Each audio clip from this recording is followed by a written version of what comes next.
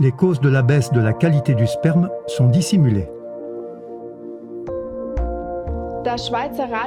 Le 22 mai 2019, la radio et la télévision suisse SRF1 a parlé de la mauvaise qualité du sperme des hommes suisses, en précisant que ce constat ne concerne pas uniquement la Suisse. En effet, la qualité du sperme a baissé partout dans le monde au cours des 50 dernières années, avec des différences considérables d'un pays à l'autre. Les causes de cette baisse de la fertilité ne seraient pas claires et la science n'aurait aucune explication pour ce phénomène. Les causes citées couramment sont tabac, alcool, perturbateurs endocriniens, stress, ainsi que différents produits de bien-être et des biens de consommation. D'un côté, l'émission de SRF fait naître l'impression que plusieurs facteurs pourraient être impliqués sans que l'un d'entre eux ne soit rendu responsable. Elle donne à penser que la science reste dans le flou en ce qui concerne les causes de ce recul de la qualité du sperme. Mais la réalité est bien loin de ça, comme nous allons le voir. De l'autre côté, elle omet totalement de mentionner une cause majeure qui existe depuis 20 ans. Les résultats d'études sur la pollution électromagnétique mettent en garde depuis des décennies contre les dangers de cette pollution.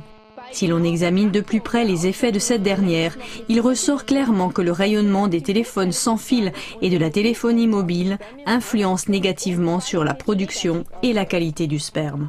Tout d'abord, la diminution notable du nombre de spermatozoïdes en seulement 38 ans nous fait prendre conscience des faits suivants.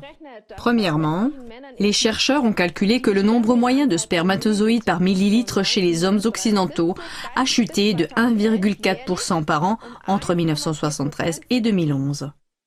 Deuxièmement, le nombre total de spermatozoïdes par éjaculation chez les hommes européens est inférieur à 59,3% à celui du début des années 1970. En outre, la base de données de référence de l'OMS contient une soixantaine d'études qui, depuis 2009, ont mis en évidence les principales conséquences suivantes causées par la téléphonie mobile, entre autres. Modification et rupture dans la chaîne de l'ADN, réduction du nombre et de la qualité de spermatozoïdes, diminution de la mobilité des spermatozoïdes, tête de spermatozoïdes endommagée, teneur réduite en testostérone. Mais bien avant l'époque de la téléphonie mobile, les gens étaient bien conscients de l'effet des micro-ondes sur la qualité du sperme. En voici deux exemples. Premièrement, en juin 2000 à Salzbourg, à l'occasion de la conférence internationale localisation d'antennes de téléphonie mobile dans les zones résidentielles, le professeur Huang Qiang de l'université Zhejiang en Chine a expliqué. Dans le passé, pour contrôler le taux de natalité, les Chinois utilisaient des micro-ondes pour irradier les testicules afin de tuer les spermatozoïdes, jusqu'à ce que nous arrivions à la conclusion que cette technologie pouvait également être utilisée pour téléphoner. Les hommes se sont alors plaints d'impuissance.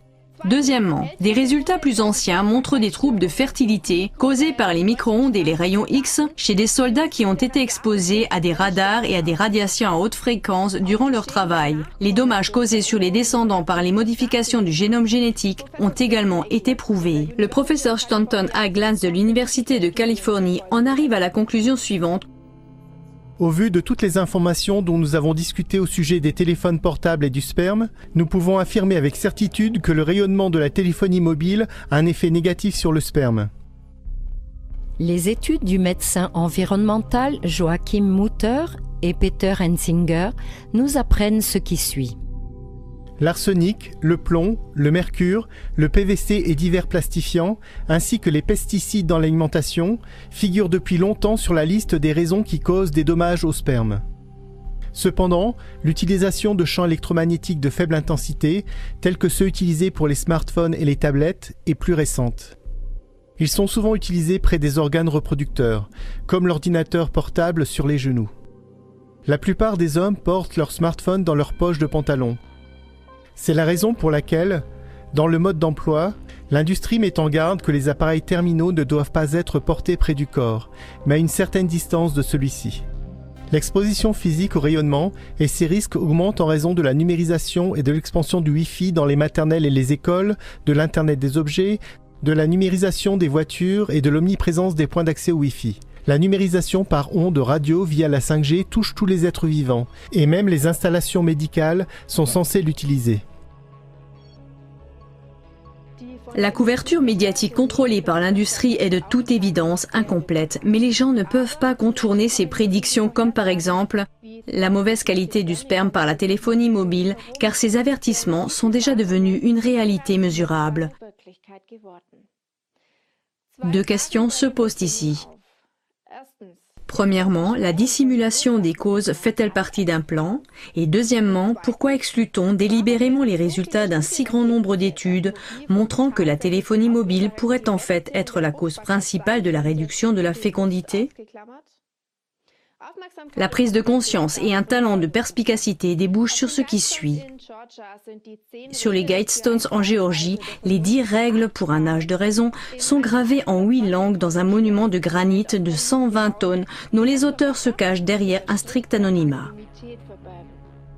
2 de ces règles s'imposent formellement comme la réponse à nos 2 questions.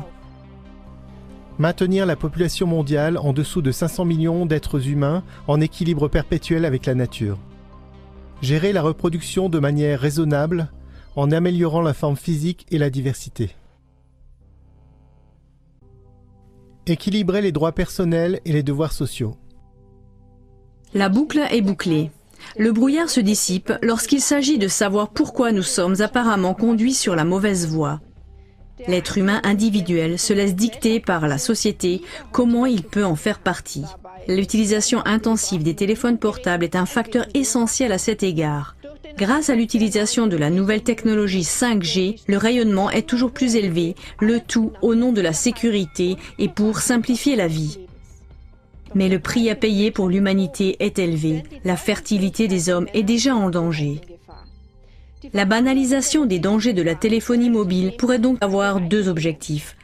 La mise en œuvre de la réduction de la population gravée dans la pierre sera ainsi encouragée et la cupidité économique de certains sera satisfaite.